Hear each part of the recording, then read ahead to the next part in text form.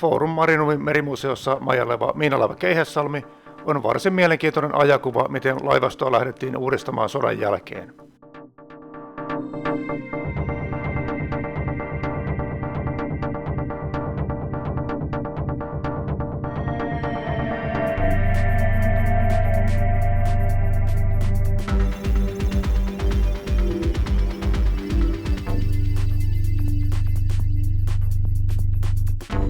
Keihässalmi valmistui 1957.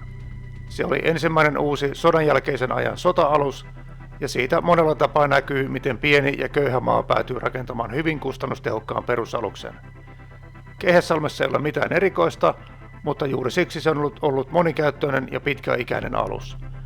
Keihässalmen käyttökustannukset olivat suhteellisen alhaiset, perustekniikka ei vaatinut erikoisosaamista ja pääosa miehistöstä oli varusmiehiä. Vanha rouva on jo museoitu, mutta tarpeen tullen se pystyisi edelleen suorittamaan päätehtävänsä, eli laskemaan merimiinoja.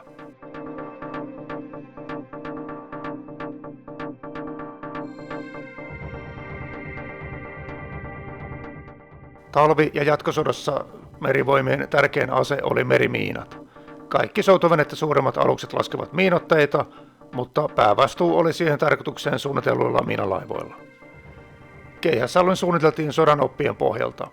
Aluskokoa kasvatettiin hieman, mutta perusrakenne muistutti sodan aikaisia Ruotsinsalmea ja Riilahteja.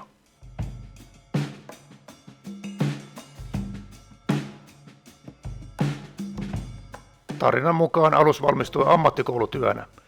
Keihässalmi oli ensimmäinen Suomessa rakennettu sotalaiva 20 vuoteen, eli kaikki suunnittelussa toteutukseen oli vähän uuden opettelua.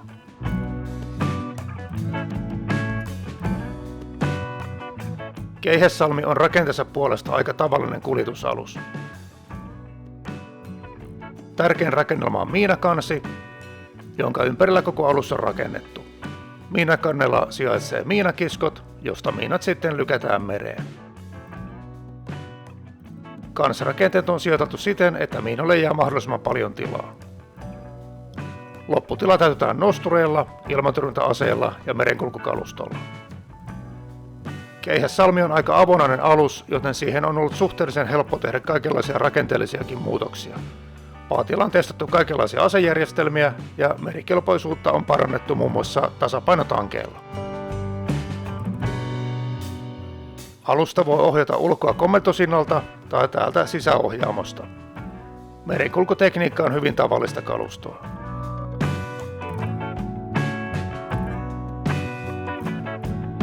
Miehistö tykkäsi kovasti Keihässalmesta.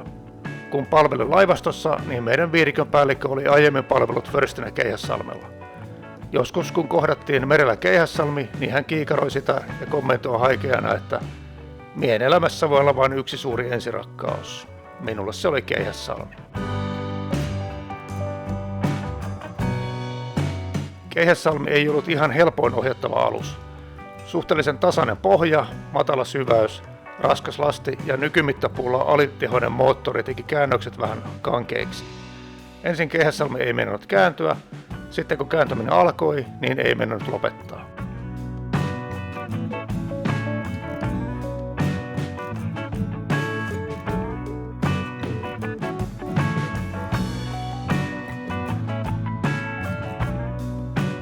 Miehistöllä on kohtuullisen hyvät tilat majoittua. Ei läheskään samanlainen sokkelo kuin tuo vieressä oleva Karjala.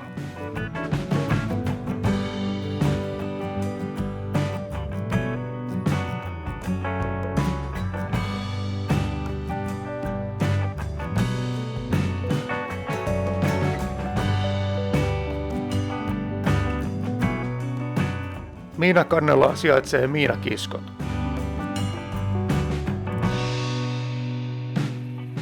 Tuossa on malliksi erilaisia merimiinoja, joita sitten pudotetaan mereen miinoitussuunnitelman mukaisesti.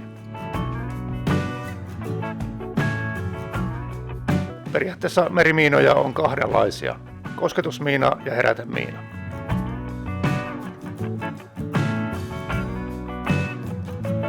Kosketusmiina eli sarvimiina ankkuroidaan pohjaan ja miina nousee sitten vaijerin varaan sopivaan syvyyteen pinnasta.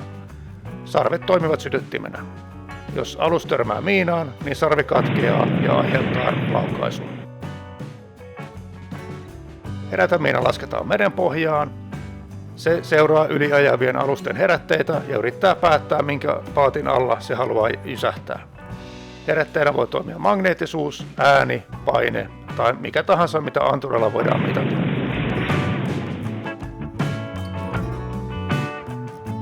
Miinalaiva on siitä kätevä, että täällä on runsaasti tilaa.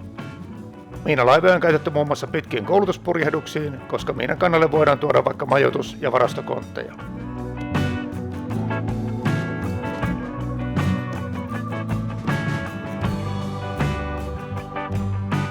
Perinteinen syvyyspommin heitin. Tällaisissa ammutaan tuo tynnyrikokoinen syvyysräjähde kaaressa mereen.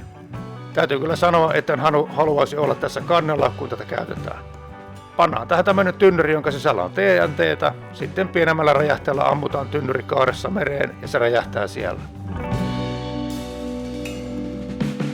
Tuo Darth Vaderin kypärän näköinen hökötys on neuvostovalmisteinen 30 millin IT-tykki. Tykki on täysin automaattinen, tähtääminen hoidetaan tutkalla ja ampuminen etänä komentokeskuksesta. Venäläisten 60-luvun tulenjohto ei ollut mitään huipputarkkaa, joten asejärjestelmän idea oli saada riittävästi kuulaa ilmaan suurin piirtein oikeaan suuntaan, niin väkisinkin alkaa tulemaan osumia. Tarinan mukaan sillä osuu aina johonkin, joko omiin tai vieraisiin.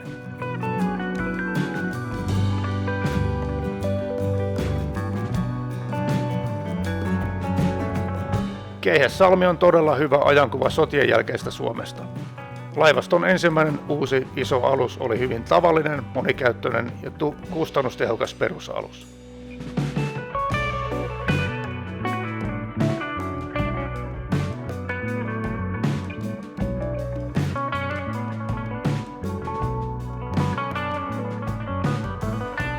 Vertailuna maailmalle. 1957 Ranska laski vesille uuden lentotukialuksen, Neuvostoliitto ensimmäisen ydinkäyttöisen sukellusveneensä, Ruotsi rakensi moderneja Haajen hyökkäyssukellusveneitä, Suomessa valmistui tylsä ja tavallinen miinalaiva. Miinalaiva, jonka mainoskyltissä erikseen mainitaan, että alus on varustettu hydraulisella lastauspuomilla.